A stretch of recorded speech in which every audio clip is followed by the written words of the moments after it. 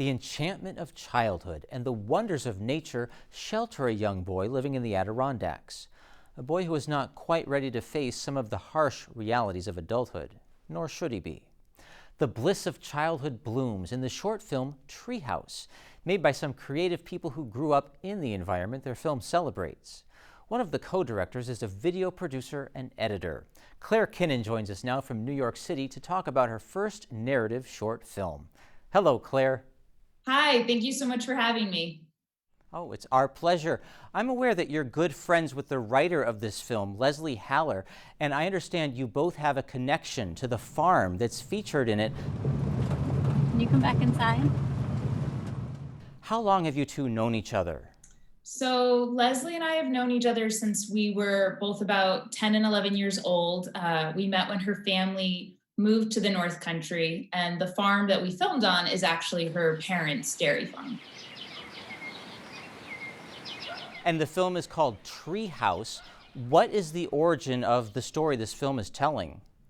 So Leslie actually found a rundown hunting stand in the location that the treehouse in the film is in when she was walking on her family's property and farm. And that partly inspired the film, but it's also inspired by both of our childhoods because we wanted to capture how rural childhood can be both very beautiful and very isolating as well. The film does capture that very well, and the main character is a 10-year-old boy.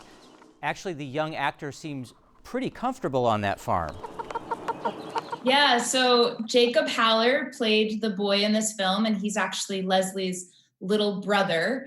And the teenage character is also one of Leslie's brothers, Richard Haller. And so they were both very comfortable because that is the farm that they are both growing up on.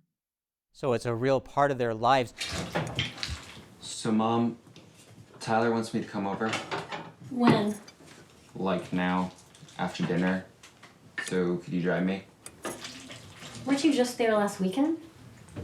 Mom, it's not that far. Come on. Not tonight. When it comes to the characters in the film, how would you describe the boy's family life with his older brother and parents? I think that the family is under some intense pressure. Farming is really, really hard and challenging work. And we wanted to include those scenes with the family to really show the reality and some of the economic tensions, but also the boy's ability to escape this tension and still enjoy the beauty around him and just enjoy his childhood. Yeah, we can sense the intensity in those conversations, the few ones we hear in the film. We're not really seeing any joy in the family unit. How happy would you say the family is in this film?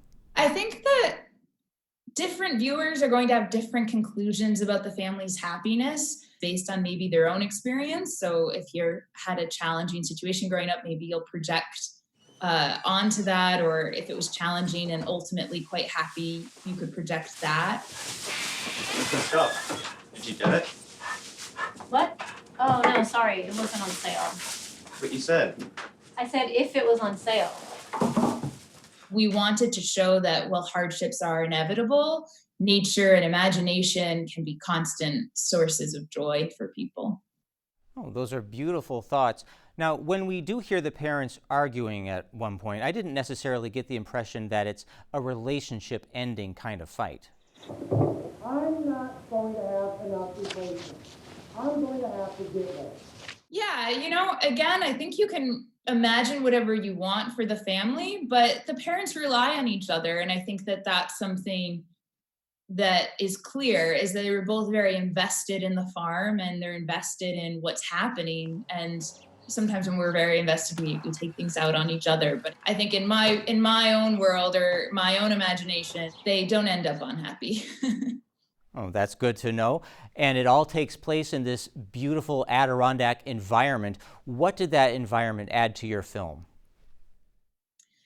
Honestly, that was one of my main motivators in wanting to do this project, was wanting to show the North Country in all of its beauty. There's so much rugged landscape up north, but there's also a lot of delicate beauty with the flowers and the crocuses in springtime and the blossoms and the colors, the smells. If you're from the North Country, maybe you forget how beautiful it is. If you're not from there, maybe you don't know. It was really lovely to be able to showcase that.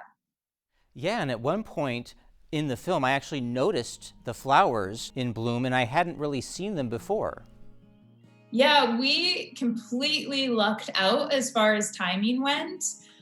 When we got up to the North Country, we had a week to film, and it was cold, it was pretty frozen, and Leslie and I had so much anxiety about getting that sort of finale scene, which is springtime, and that actually happened overnight. Towards the end of the week, the crocuses and the buds and the bulbs started to blossom and come up, and we were able to capture it, and we felt just incredibly lucky and relieved. But that is the reality of springtime up north. I mean, it is very overnight. Almost sounds magical, kind of like the theme in your film. And what was it like for you to go from New York City, where you and Leslie Haller both live, and return to this Haller family farm to shoot the film?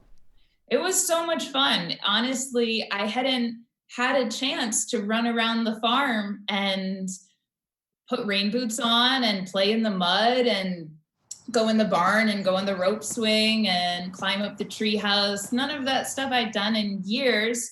And it was the perfect excuse to pretend I was a kid again.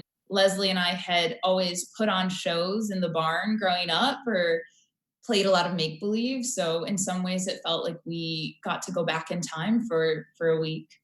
That's fantastic. So you went from putting on shows in the barn to actually producing this short film. Congratulations for the success of your film. And do you have any plans for similar projects in the future? Thank you.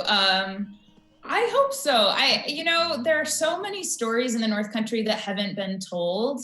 Morgan Elliott, who was the director of photography and added so much to this project and to this film, he and I have been talking about collaborating again. So I hope that we do that.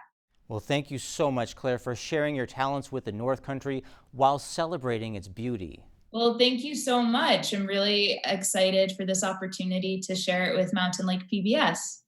It's our pleasure to host it. The film Treehouse is a little more than 12 minutes long, and you may see it on Mountain Lake PBS next month when we present Festival Films Spotlight on New York Shorts. It's part of our Learning at Home programming for students and families. The show airs Friday, April 2nd at 2 p.m. on Mountain Lake PBS. Spotlight is supported by the Glenn and Carol Pearsall Adirondack Foundation, dedicated to improving the quality of life for year-round residents of the Adirondack Park.